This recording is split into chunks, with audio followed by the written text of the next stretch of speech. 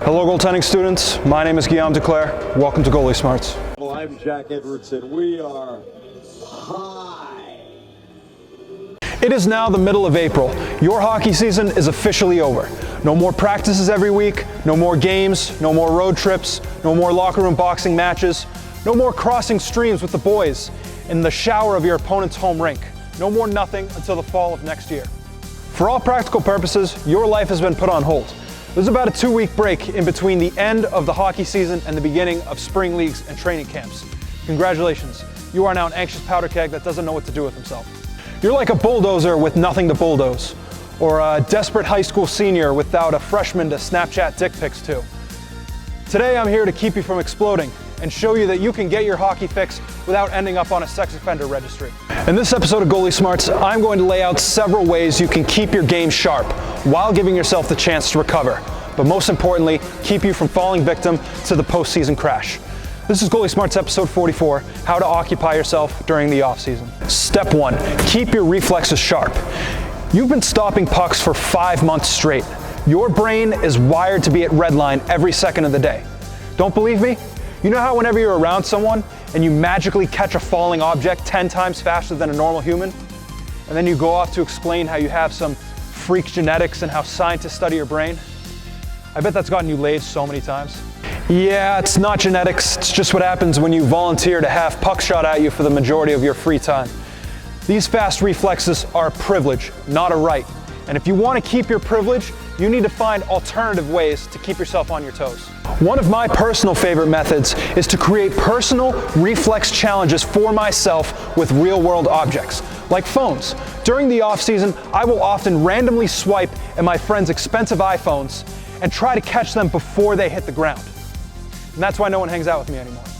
A much more likely scenario is that you'll spend the majority of this time playing NHL 18 in goalie mode. Virtual goaltending is just like real goaltending without the need for coordination. As you may remember from my episode about NHL 18, you can never really get good at virtual goalie. Your angles are always off, you're always getting lit up, very frustrated. Basically, EA Sports is a continuation of everything you experienced this season, except you can do it from the comfort of your couch. But when you think about it, Fortnite is really only a couple clicks away, and which one honestly trains your reflexes better? That's what I thought. Step 2, find a new league to play in. It is not going to take long for you to feel like a lazy piece of shit. I would recommend joining a new hockey league with maybe lower standards. Maybe something like a beer league, right? They're always looking for goalies. They usually let you play for free. Seems like a good option, right? Well, not so fast. See, if you want to find a low-key men's pickup league to play on Wednesday mornings, you're not exactly going to see posters for the tryouts plastered all over the rink. Most of these leagues are run by normal adults and 9-to-5ers, which means if you want in on these morning hockey games, you need to find a way into the corporate world and a way to befriend these adults and infiltrate their morning hockey league. Show up to a random office and slowly integrate your way into corporate culture.